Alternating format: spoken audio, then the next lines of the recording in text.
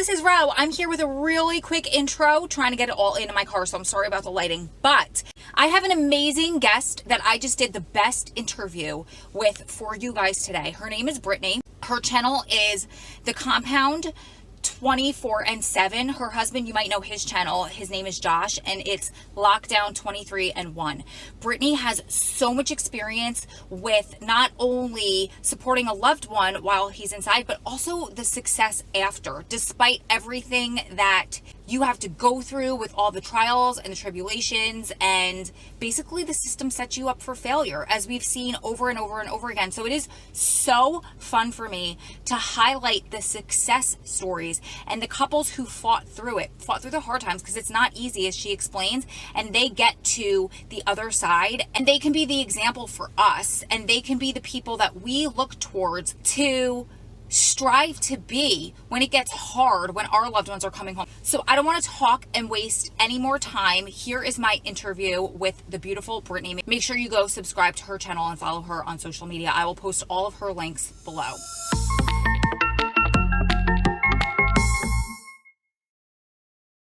Hi everybody, welcome back to my channel. I'm so excited to have my friend Brittany here. Brittany was a prison wife for a while, but now she is on the other side. And that's why I'm so excited to have her here to share some of her story, what she went through while her husband was inside, and most importantly, the success that she's experiencing with her husband out. So really quick, I'll just turn it over to Brittany for a little introduction, and then we'll just kind of chit chat. All right. Hey, you guys. My name is Brittany. As you already know, a lot of you guys probably know me from Josh's channel, aka Death Lockdown 23/1. But a lot of you don't really know me for me and who I am. So my channel is The Compound 24/7. On Instagram, you can find me at 757 Brittany 757.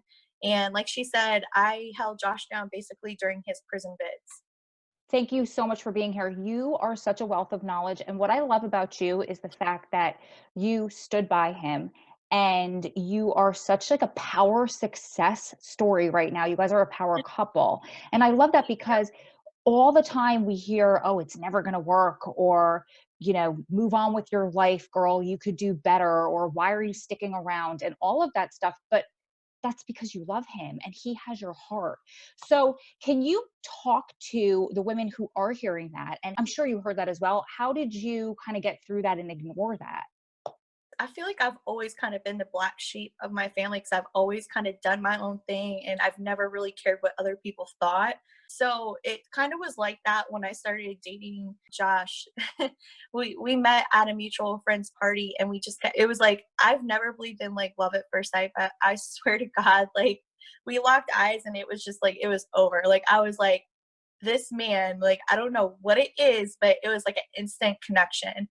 And as I got to know him, I found out that, he had previously been incarcerated and been in prison, but I didn't judge him for that because, I mean, who am I to judge? You know what I mean? And that's not who he was when I met him. So after spending some time together, he ended up going back to prison, probation violation, and, kind of in and out for several years. And it was really hard. And I just had to learn to cope, and I had to learn what it was like to be like a prison wife.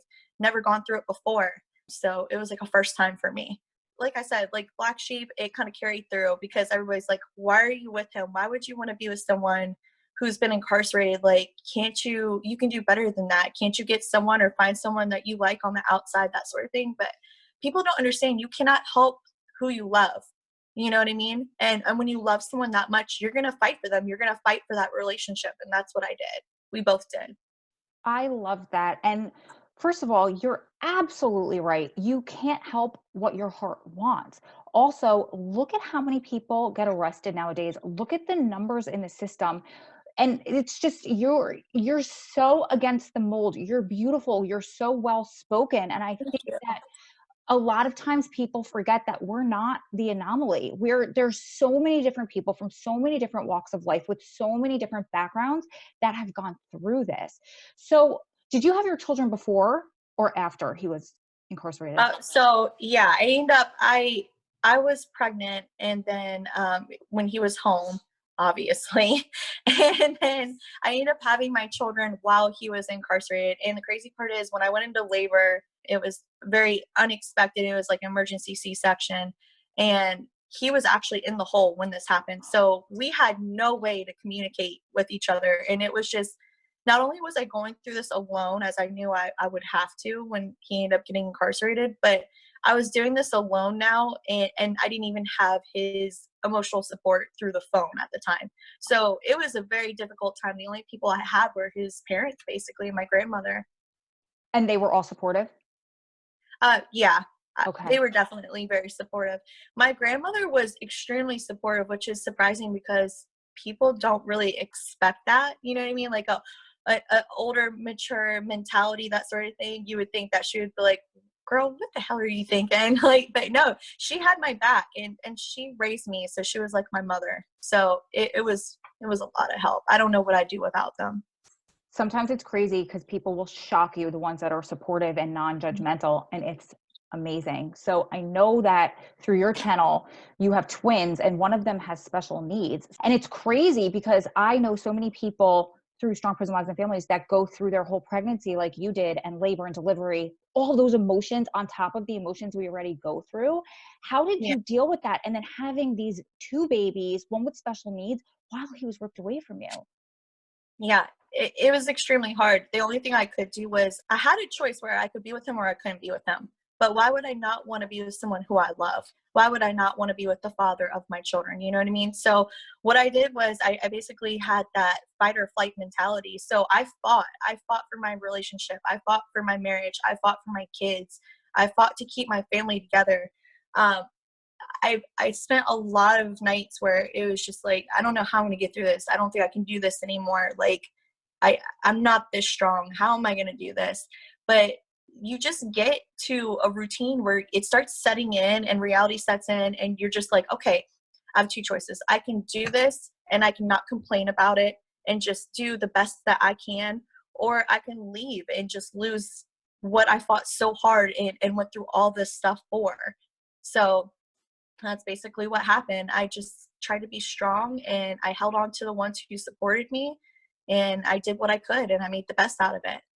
That's so beautiful because first of all, there are so many dads that want nothing to do with their children. So you Yeah. guys were fighting hard to keep daddy in their lives in whatever way you possibly could, which was Yes. amazing. And I think this experience, we all doubt our own strength, but it will reveal to you a strength that you never knew Yeah. existed inside of you. And I just love that one day at a time, one trial at a time mentality.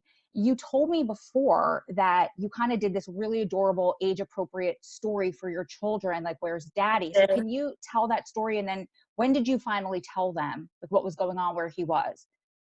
Right. So at the time, obviously, my kids were, infants. They were just born when he was, in the system and everything. But as time went on and we did visitation at first, I did not bring my children there for years. I would not. I didn't want them in that environment. I didn't want them seeing those things. And I was terrified because I was like, I was heartbroken. I wanted to take my children, but at the same time, I was like, is this going to be healthy for them? I had to think about their well-being before my own and before his own well-being of getting to see his children. You know what I mean? So for the longest time, he would just see pictures and kind of talk to them through the phone and everything. But when they got older, I would say, I think it was like 3 or 4-ish, I brought them to visitation for the first time. And I told them that we were going to go see daddy. And they would always ask me, where's daddy? I don't understand. And I'm like, he works away. He works out of town.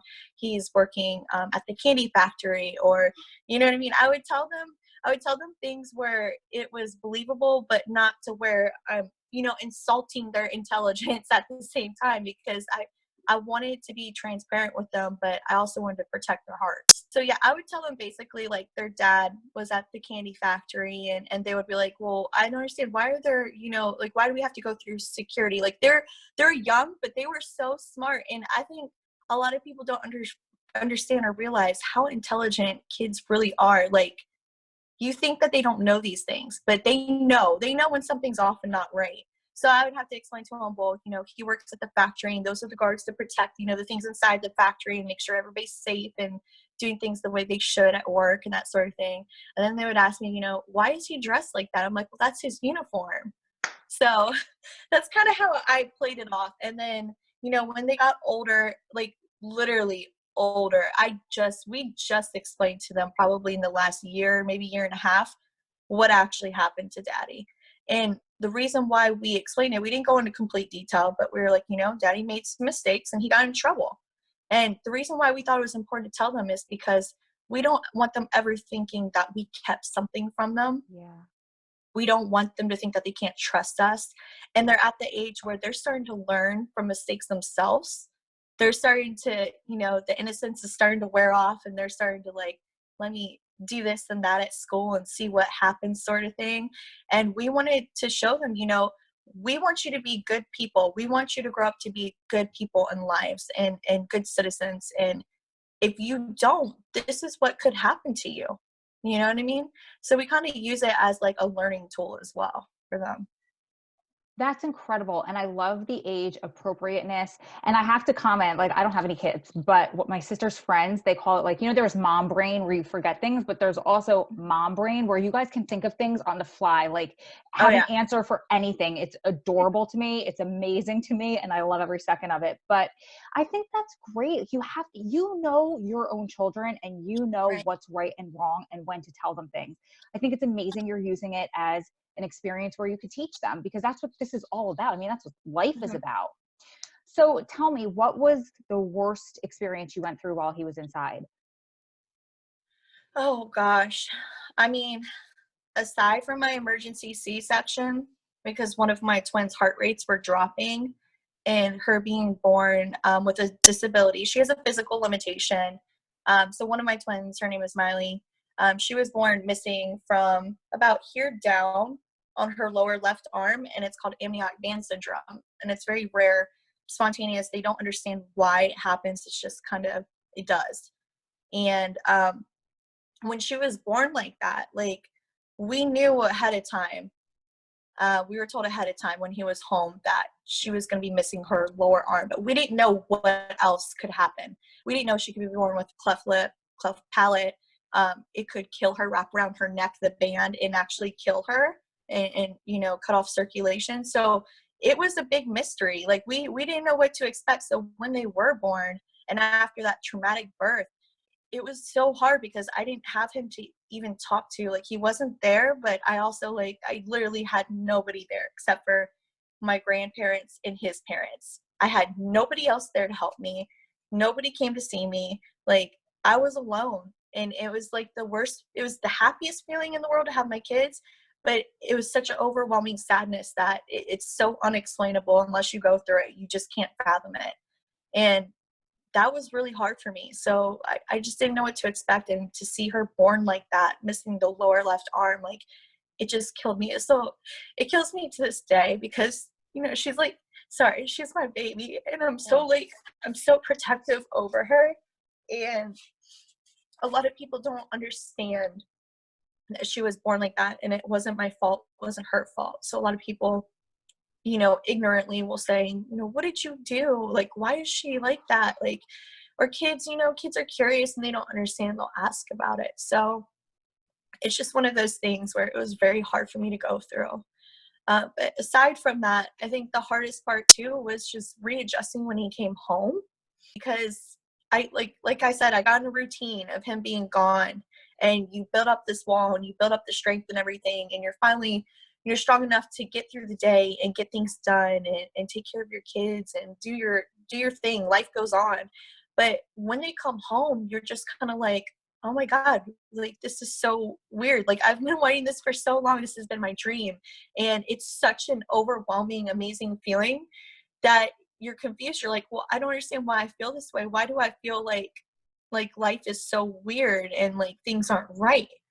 But it's not that things aren't right. It's just you got to retune your life and readjust. So that was hard for me to get used to because I was so independent at that point. I was paying all the bills. I had control of everything. So for me to be like, okay, here, you take control. that was just really hard for me to do and overwhelming. And we did clash over that just a little bit for a little while because, you know, he wanted to be coming home. I want to be the man. I want to take care of the house, that sort of thing. And I wanted that. But how do I do that after all this time? How do we get back into a new routine that includes each other and you being, you know, the matriarch of the family and doing what you need to do? You know what I mean? Oh my God, yes. I love that. I want to touch on something you said, and then I'm going to come back to this because it's all so important. And you were just, oh, you're throwing it at me. You're amazing.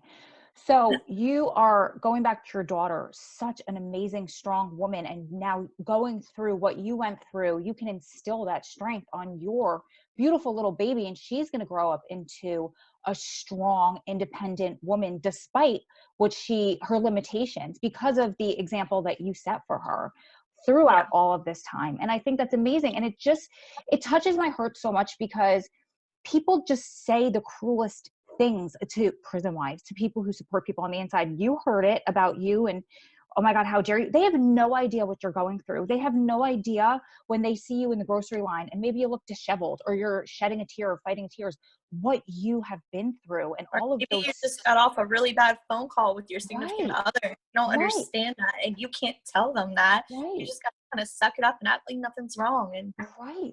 And you had it so much more than the rest of us because you had all of this stuff going on. And I always say all the time, like, we kind of tear this line all the time. We have to slap a smile on our face, but you're always walking this line of depression, and people don't know. And this is like a life lesson, not just a prison life lesson, what it takes for somebody to just push you over into this breakdown. So, and I'm sure your daughter gets the same thing. Like you were saying, the things that people say and do, people are mean, but it's people like you who could come out and shed light on it that makes such a difference, and it softens people's hearts. So you guys, be careful what you say and think about what you say to people. You don't know what they've gone through and what they're going through. exactly. And I understand a lot of people just don't understand. Yeah. And a lot of people get scared by what they don't understand. So they say Right. things, they don't realize how it comes across. But my thing is, I used to get really defensive about, I still am so defensive. I'm mama bear, you know what I mean? Of course. But I've come to the realization, and I've learned over time, that these kids and these adults, they don't understand. And when you don't understand something, when you speak upon it, you sound ignorant and Absolutely. it comes off wrong. So I've tried to teach myself that and try to, you know, think of it that way so that I don't get so upset and I kind of go about it the right way when I do explain it to people. Oh, such great advice. I love it.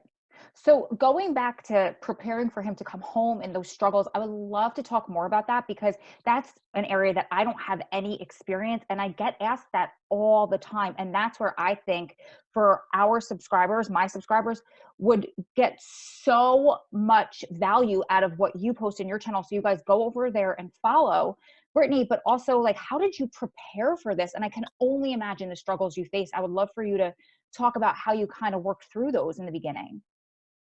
How I prepared for him going to prison? No, I'm sorry. Coming home afterward. Oh, I'm sorry, coming home. Okay, so how I prepared for him coming home was I just made sure, you know, I talked with him a lot, and I was like, look, I need to know what you need from me that you know makes it more manageable for when you come home, that you're not feeling uncomfortable. What can I do to make everything more comfortable for you? What do I need to change if there's something I need to change about me, so that we can go about things and start off on the right foot? You know what I mean?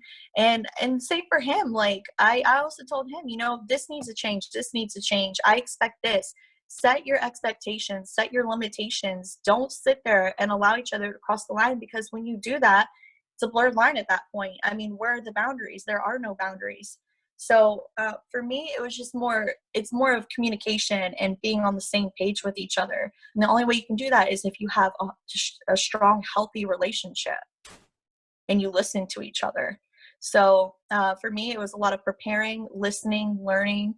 I had to get the house ready. I got him his clothes. Like, oh my gosh, it was so exciting when I realized, I was like, I'm going shopping for my man for him to come home. Like, that was like the most, like, it's so silly to say that now. And I laugh about it now, but it was such an amazing feeling to know that I'm literally bringing home clothes that my man is about to wear in a few days. Like, And it got me so excited, and it just got me so nervous at the same time. And I swear, nothing compares to that day that you go and pick them up. Like the butterflies, the nervousness, Oh, and it's just amazing. It's amazing.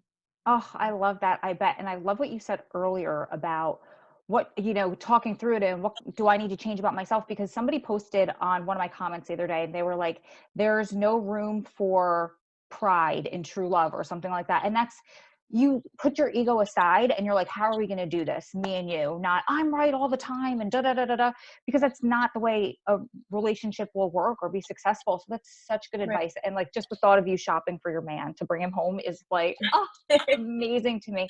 So what was your You'll know biggest? soon. I have confidence. You'll know how it feels soon. Oh God, I hope so. Everyone's saying it. So I'm proud of you. thank you so much. What was your biggest struggle when he did wind up finally coming home? Honestly, because I was working full-time and overtime, and the kids and everything and dealing with that, I already had a routine where I was used to him not being there, and the kids were taken care of. His mom would watch them, that sort of thing, while I worked. But then I had to start leaving the kids home with him.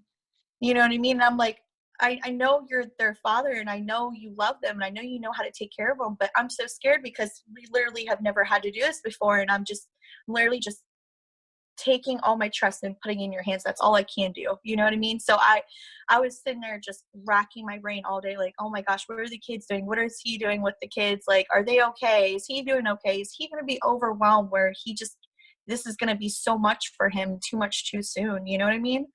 And the other thing was, I was scared. I know this sounds weird. This might sound weird, but I was terrified that he would get home, and because he wasn't working right away, that he would get bored. He would get bored while I'm at work. How is he going to be entertained? I don't want him thinking I don't have time for him, can't give him the love and attention and affection he needs, but when I get off of work, you know what I mean? So I was terrified. Oh my gosh, I don't want our relationship to get lost. I don't want the strength to go away now that he's home. You know what I mean? I don't want him to get bored and look somewhere else for someone who has time for him. Like that, I'm being very genuine when I say that was a huge fear of mine. Thank you for that vulnerability, because I think that that's a fear that so many people have and they won't express it because, oh, how did, like, no, but I think that's so true. Yeah. And not just bored for, go find it someplace else, but I'm sure like bored and going back to hit the street or Right. whatever Going it back is. to do bad things. Right. Yeah. Yeah, but I watch your guys' video. I don't watch a lot of YouTube videos because I'm so busy all the time, but you guys seem like the best parents. I love it. I love watching you guys interact with the Thank kids when you. they're on there and everything.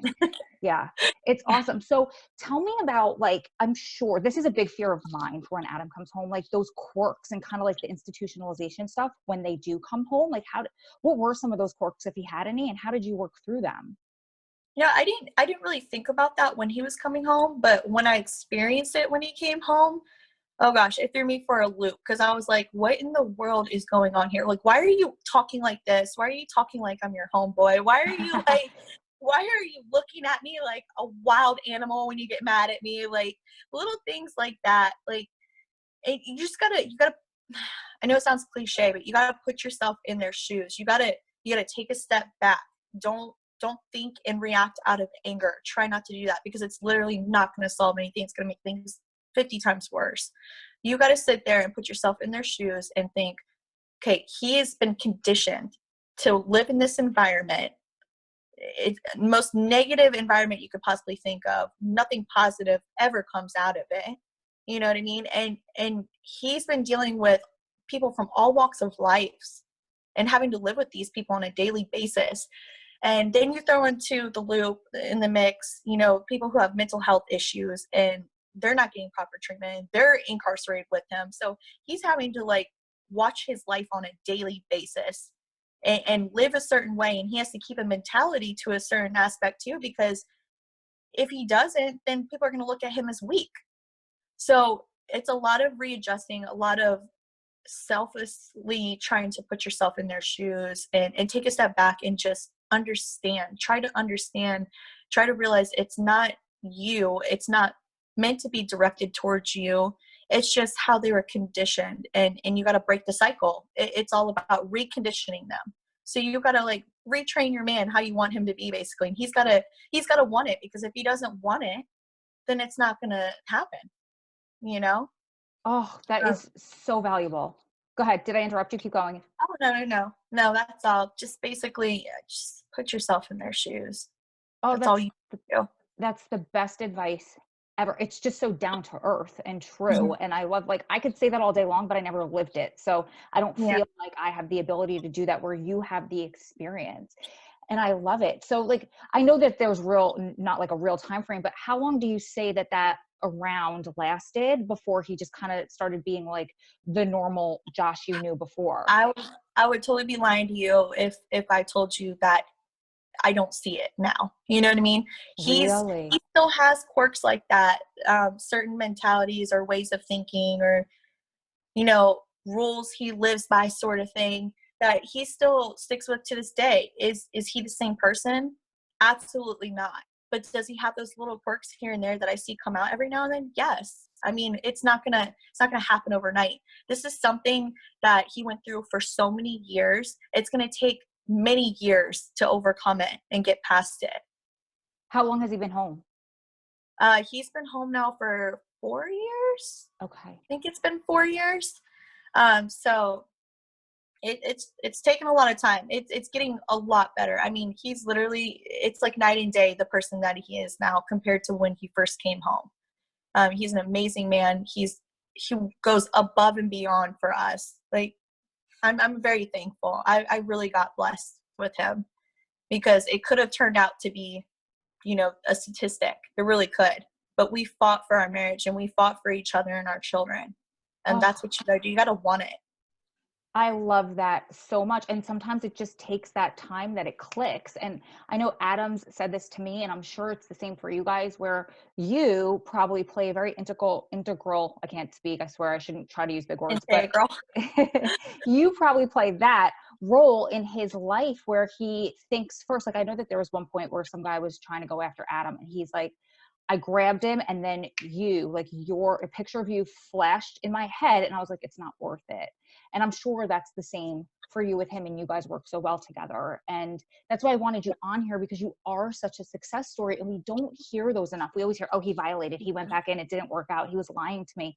But you can be successful. You just need And to, like have you those things said, happen? Yeah, they've happened. You of know what I mean? course. We've each other lies. He's violated since he's been out and gone back, and we had to go through it again. But over time, that changes, as long as you want the change and you're putting in the work to do that. Absolutely. And you said it before, you have to fight for it, you have to want it, and you have to just keep fighting for it. And if there's anything a prison life knows, it's how to be a fighter. That's one thing. So, You have no idea. yeah, oh yeah. So when did you really realize, like, we're like successful, like this is good, where I don't have to worry every single day about him going back or doing something, that, I mean, obviously it's there in the back of all of Mhm. everybody's mind once they've been in, but like, when did that real fear kind of pass? I would say just recently, within the last like year, 2 years, it's gone, well, not year, I would say 2 years now. It took a couple years for me to get to the point where I was comfortable, and I was like, okay, I have no doubt in my mind. Like, I knew what he was saying. He didn't want to go back. I knew he felt that. I know that was in his heart. But the statistics mess with your head, and you're just like, you don't want to be that statistic. But at the same time, the reality hits you, and you're like, okay, this is what's known. This is what's real. This is what could very well happen. So that fear kind of left me a couple years ago. I would say right around the time that our third child was born, Alina. She's 3 years old now. So after having her, I just kind of, it got to the point where I was like, you know what? He's doing so amazing that I don't have this fear anymore. Like, I have nothing but positivity moving forward in our relationship. And I know this is going to work, because I know God has a plan for us, and I know it's working in the favor. So Oh, it I just kind of love flowed. that. It just happened. Yeah, I love that so much. And that's probably it. It just needs to click in your head, in his head, and you just got to keep fighting for it. So, what do you want 100,000 prison wives to know, as somebody who's been through it and is on the other side? What, like, golden nugget do you want to leave us with? I would say just don't lose yourself in trying to be everything for them. Don't don't lose who you are. Don't let go of the things that make you happy, and just do the best you can, but make sure you have limits. Like, don't run yourself dry trying to be anything and everything for him, because if he loves you and you have a healthy love and a love that's proper, it's not gonna feel like such work. It's just gonna happen and you're gonna get in a routine. And it's so important to just keep being yourself, stay true to yourself, because if you lose yourself in the process of it, when he gets home, he's going to be confused. He's going to be like, you're not the same woman. What happened to the woman that I was with before all this? You know what I mean? He's already going through, or he or she is already going through changes as it is. When they come home, you don't want to sit there and make it even worse. It's very important to stay true to yourself. Do things that make you happy. Keep your health up there. You know what I mean? Mental health, physical health, all that. Oh, that's such great advice, because as women, we're such givers usually and fixers, and we put ourselves last. But it's that cheesy line of like the oxygen mask. You have to help yourself first before you can help everybody else. So I love that. I've been preaching that for years. Thank you so much for confirming that.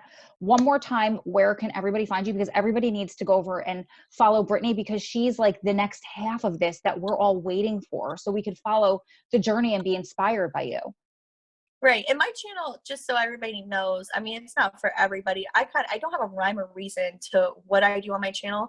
I just I go with the flow. I do what I feel I want to do for that day. So whether it be interviews, whether it be live streams, that sort of thing, I just kind of do whatever. It's not directly, specifically related to a prison type channel, that sort of thing. So I don't want to mislead anybody.